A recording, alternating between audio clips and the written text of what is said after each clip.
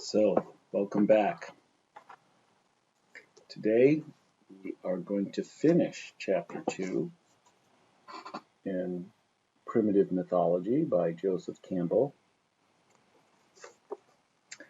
Again, Chapter 2 is entitled The Imprints of Experience. I believe it is the absolute longest chapter in the entire book, and we are closing in on about a quarter of the way through the book.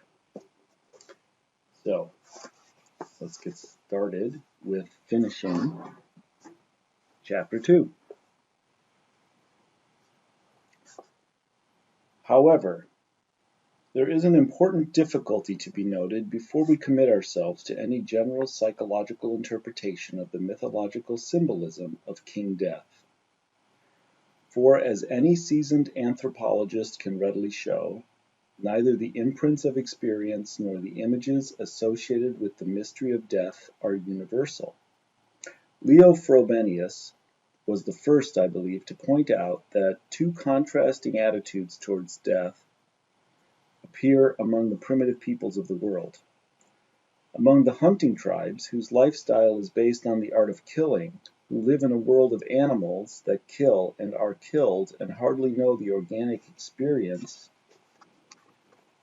of a natural death, all death is a consequence of violence and is generally ascribed not to the natural destiny of temporal beings but to magic.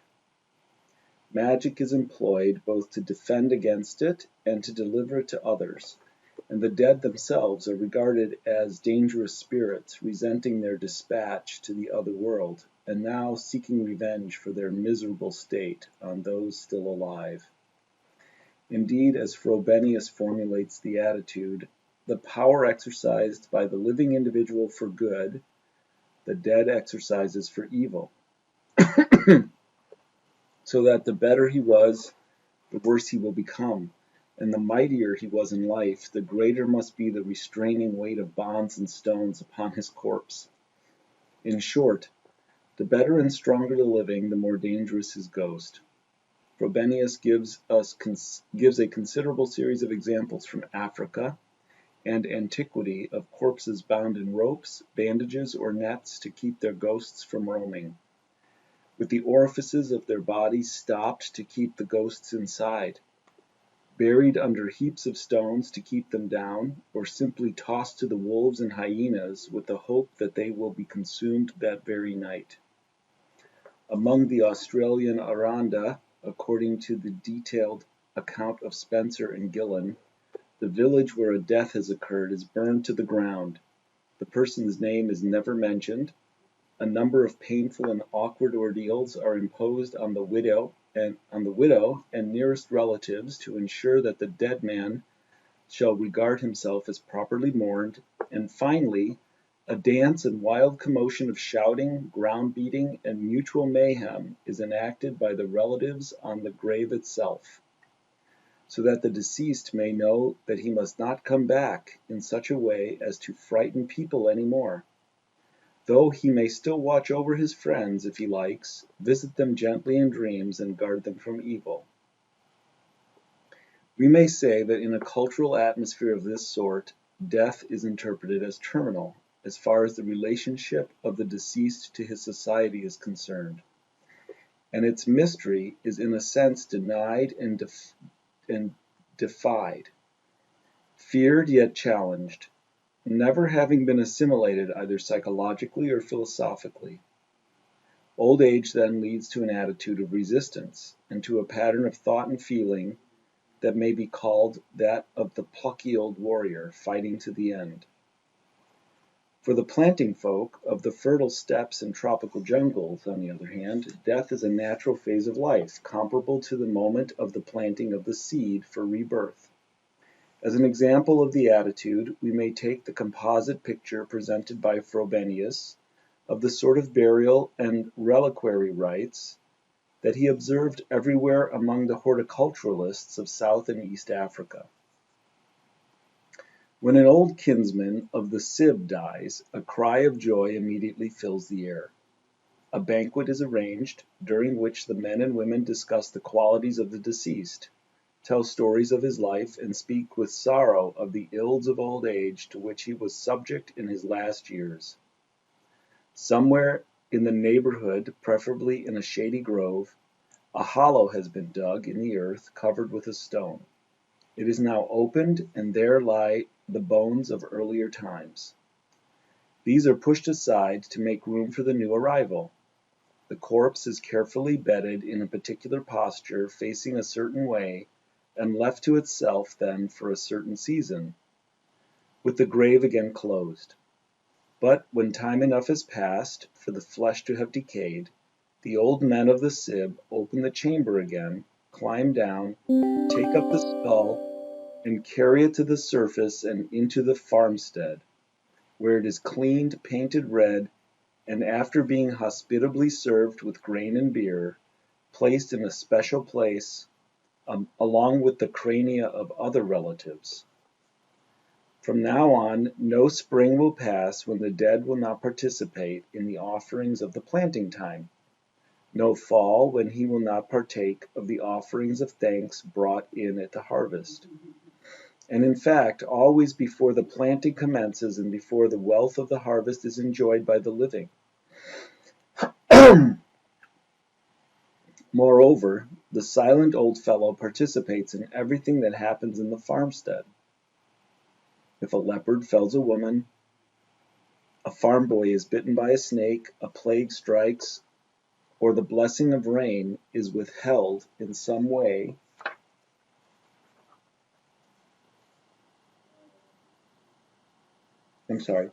or the blessing of rain is withheld, the relic is always brought into connection with the matter in some way. Should there be a fire, it is the first thing saved. When the puberty rites of the youngsters are to commence, it is the first to enjoy the festival beer and porridge. If a young woman marries into the Sib, the oldest member conducts her to the urn or shelf where the earthly remains of the past are preserved, and bids her take from the head of an ancestor a few kernels of holy grain to eat. And this indeed is a highly significant custom, for when this young new vessel of the spirit of the Sib becomes pregnant, the old people of the community watch to see what similarities will exist between the newly growing and the fated life. Frobenius terms the attitude of the first order magical and the latter mystical, observing that whereas the plane of reference of the first is physical, the ghost being conceived as physical, the second renders a profound sense of communion of death and life in the entity of the Sib. And anyone trying to express in words the sense or feeling of this mystic communion would soon learn that words are not enough. The best is silence, or the silent rite. Not all rites conceived in this spirit of the mystic community are as gentle, however, as those just described. Many are appalling, as will soon be shown. But through all, there is rendered, whether gently or brutally, an awesome sense of this dual image, variously turned, of death in life and life in death, and in the form of the Basumwa, chief death, one of whose sides was beautiful, but the other rotten, with maggots dropping to the ground, or in the Hawaiian tree, with the deceptive branches at the casting-off place to the other world, one side of which looked fresh and green, but the other dry and brittle. When the rites and mythologies even of the most primitive planting villages are compared with those of any tribe of hunters, it is readily seen that they represent a significant deepening both of religious feeling and of the commitment of the individual to communal life. The hunters, comparatively, are rugged individualists, for it is in the rituals and mysteries of the group that the planters not only achieve their sense of the entity of the Sib, but also learn the way by which the dangers of the journey to the happy land of the dead are to be overcome, and the company joined of the ancestors, who from there work as a continuing presence in the living memory of the right.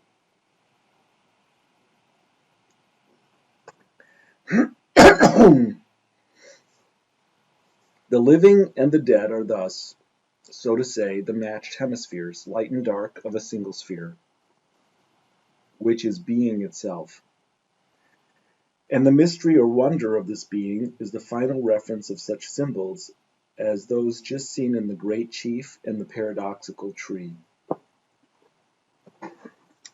Moreover, where death and life are joined in a single living round, as in the imagery of the plant and its seed, the passage of the individual from the state of childhood through maturity to the period of old age is marked by his graduation through clearly recognized age grades, to each of which particular social duties and functions are assigned.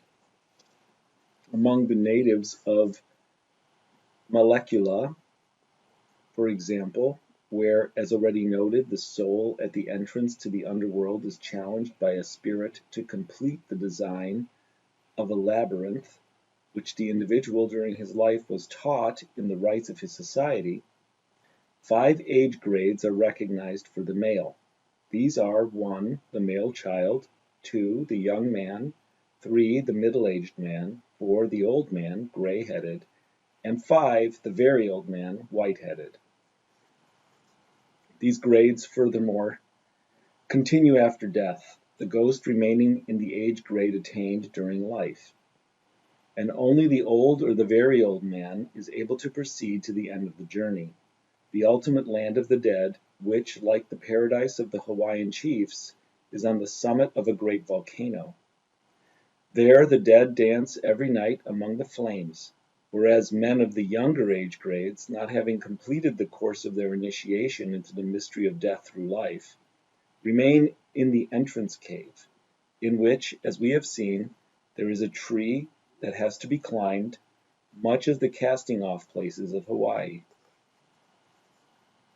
2 contrasting images of death, then, have fashioned 2 contrasting worlds of myth, one deriving from the impact, imprint, or upadhi of life and death in the animal sphere, the other from the model of the cycle of death and rebirth in the plant. In the first domain, the paramount object of experience is the beast. Killed and slaughtered, it yields to man its flesh to become his substance, teeth to become his ornaments, hides for clothing and tents, sinews for ropes, bones for tools. The animal life is translated into human life entirely, through the medium of death, slaughter, and the arts of cooking, tanning, sewing, so that, if it be true, as Geza Roheim has suggested, that whatever is killed becomes father, it should be no cause for wonder that the animals in the mythologies of the Great Hunt are revered as spiritual fathers. The enigma of the totem, the curious dual image, at once animal and human, from which both the clan and the animal species of like name are supposed to be derived, and which is the key figure in the social thinking of many hunting tribes, is by this formula perfectly interpreted. For just as a father is the model for his son, so is the animal for the hunter.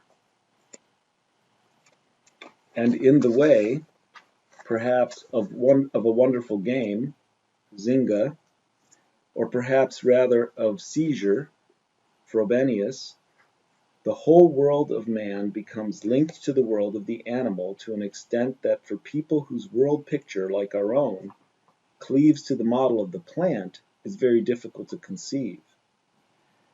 The history, distribution, and chief structures of the mythologies of this type, the mythologies of the primitive hunters, are discussed in Part 3. In Part 2, the question already posed of the relationship of the high mythologies of the Near East, Europe, and Greater Asia to the primitive imagery of chief death and the cosmic tree is pursued. The more mystical mythology, in which man finds life and death to be alternating phases in the temporal manifestation of something far more deeply interfused, is closer than the other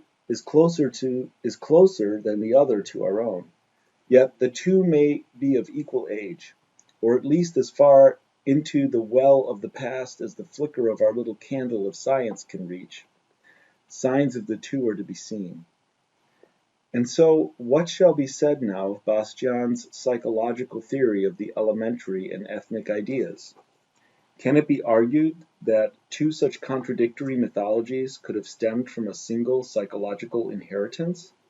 Indeed it can, for just as in the earliest stages of every human biography, the images of mother and father involve contradictory traits, threatening and protecting, malignant and benign, so also in the latter years the image of death. And just as in one biography it is the negative aspect of a parental image, but in another case the positive that determines the ultimate structuring of the psyche and its dreams, according to local circumstance, so here, in the larger sphere of the adult's attitude towards death, the negative or positive attitude may be taken according to the lessons either of the fierce animals as mystagogue or of the gentler plant. The elementary idea, Elementargedanke, is never itself directly figured in mythology, but always rendered by way of local ethnic ideas or forms, Volkergedanke. And these, as we now perceive, are locally conditioned and may reflect attitudes either of resistance or of assimilation.